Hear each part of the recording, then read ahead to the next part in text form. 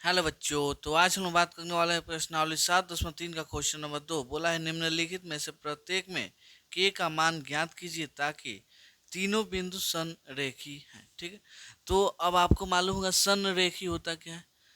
यहाँ पे वैसे तीन गो बिंदु जिसके क्षेत्रफल क्या हो जी, जीरो। क्या हो जी, जीरो, मतलब कोई क्षेत्रफल ही नहीं बने। और मान लीजिए तीन गो बिंदु एक वैसे है, तो इनके बीच में देखिएगा तो कुछ ना कुछ एरिया बन रहा है ना जी। तो ये क्या होगा, संरेखी नहीं होगा। लेकिन ये वाला तीन गो बिंदु क्या होगा जी, संरेखी होगा। ठीक है, जैसे मान लीजिए यहाँ पे और है, ऐसे भी करके तीन गो बिंदु है जिसमें थोड़ा सा भी एरिया बन गया है, तो क्या बोल देंगे जी, ये संरेखी नहीं है। ठीक है, लेकिन अगर तीनों के बिंदु क्या हो जी, एक सीधी रेखा में हो तो बोल देंगे संरेखी है। ठीक है, तो यहाँ से हम करते हैं हल। अगर संरेखी होगा तो उसके क्षेत्रफल क्या होगा जी, जीरो। तो यहाँ पे लिखते हैं माना कि बिंदु बिंदु इसको हम मान लेते हैं ए। क्या हो जाएगा जी, ए 7, -2, बी हो जाएगा 5, 1, सी हो जाएगा 3, के। ठीक है, कोई दिक्कत नहीं है। तो यहाँ पे लिखते हैं, यहाँ पे त्रिभुज ए बी सी का क्षेत्रफल क्या होगा जी, अगर संरेखी है तो इसका क्षेत्रफल होगा जीरो। कोई दिक्कत नहीं है। अब त्रिभुज का क्षेत्रफल फॉर्मूला क्या होता है जी, 1/2 into x1 into y2 - y3। ठीक है, प्लस अब आएगा x2 यहाँ पे y3 - y1 plus x3 y1 - y2। ये आपका होता है फॉर्मूला। कितना है जी, टोटल इसका मान है जीरो। ठीक है, तो अगर देखिएगा ये 1/2 है, इधर गुणा में इधर आएगा तो बाटा में, और जीरो में 1/2 से भाग दीजिए क्या होगा, जीरो भी ना होगा जी। तो ये अगर उधर जाएगा तो जीरो तो आपका आ जाएगा x1 y2 - y3, यहाँ पे x2 y3 - y1, यहाँ पे हो जाएगा x3 y1 - y2 का मान क्या होगा जी, जीरो। कोई दिक्कत नहीं। चलिए, अब आपको यहाँ पे मालूम होगा कौन x1 कौन x2 होता है जी। यहाँ पे ये हो जाएगा x1, ये हो जाएगा y1, ये होगा x2, ये y2, ये x3, ये y3। ठीक है, बस अब मान रख दीजिए। यहाँ पे x1 का मान कितना जी, 7, तो 7। वाई टू का मान कितना, एक, तो एक, माइनस है तो माइनस। y3 का मान के, तो के। यहाँ पे x2 का मान कितना जी, 5, तो 5। x3 का मान के माइनस x1 का मान, सॉरी, यहाँ पे y3 का मान के, और y1 का मान देखिएगा तो माइनस में 2। अब प्लस माइनस चला तो क्या हो जाएगा, प्लस हो जाएगा। माइनस माइनस क्या होता है जी, प्लस। x3 का मान 3, y1 का मान -2, और y2 का मान -y2 का मान 1। तो इतना हो जाएगा जीरो। अब यहाँ पे देखिएगा 7 में 1 से गुणा होगा 7, प्लस माइनस माइनस, 7 में के से गुणा होगा तो 7 के, 5 में के से गुणा होगा तो 5 के, प्लस 5 में 2 से गुणा होगा 10। यहाँ पे देखिएगा प्लस माइनस क्या हो जाएगा जी, -3×2 = 6। यहाँ पे प्लस माइनस माइनस 3 × 1 = 3, यहाँ पे जीरो। अब संख्या वाले को एक साथ जोड़ लीजिए। तो यहाँ देखिएगा 7 और उसके बाद 10, 7×10 कितना, 17। और यहाँ पे 17, और माइनस में 3 और माइनस में 6, माइनस में कितना, 9। यहाँ पे देखिएगा माइनस में 7 का, यहाँ प्लस में 5 का, कितना हो जाएगा, माइनस में 2 के हो जाएगा यहाँ पे इतना। अब यहाँ पे देखिएगा तो 17 में से 9 जाएगा, कितना आ जाएगा जी, 8। कितना, 8। यहाँ पे के इक्वल टू जीरो।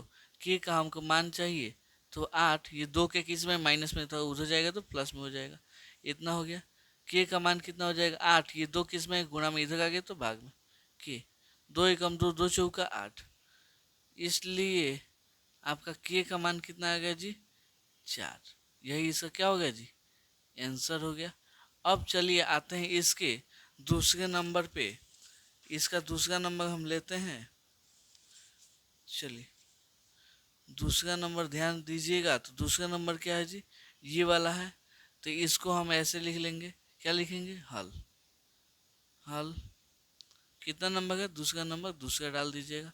इसमें भी मान लीजिएगा, क्या मानिएगा जी, माना कि ए में कितना हो जाएगा, 8,1, बी के -4, यहाँ पे हो जाएगा सी 2,-5 है। ठीक है, कोई दिक्कत नहीं है। तो यहाँ पे हो जाएगा त्रिभुज ए बी सी का क्षेत्रफल क्या होगा जी, ये भी संरेखीय, इसका मतलब इसका क्षेत्रफल क्या होगा, 0। क्या होगा जी, 0। अब त्रिभुज का क्षेत्रफल का फॉर्मूला क्या होता है जी, यहाँ पे 1/2 x1 इंटू, अब x1 हो गया तो y2 minus y3 plus x2 y3 minus y1 plus x3 y1 minus y2। ऐसे 1 2 3, फिर 2 3 1, फिर 3 1 2, ऐसे होते चल जाएगा। यहाँ पे कितना आएगा, 0। अब ये 1/2 गुणा में इधर आ गया तो भाग में तो खत्म हो जाएगा। यहाँ पे आ जाएगा x1 y2 minus y3, x2 y3 minus y1, x3 y1 minus y2 equal to कितना हो जाएगा, 0। अब यहाँ पे देखिए हमको मान पे ध्यान देना है।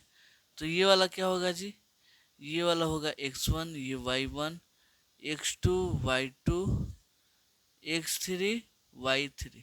ठीक है, कोई दिक्कत नहीं है। बस अब हम क्या करेंगे जी, मान बैठा देंगे। तो चलिए यहाँ पे मान बैठाते हैं।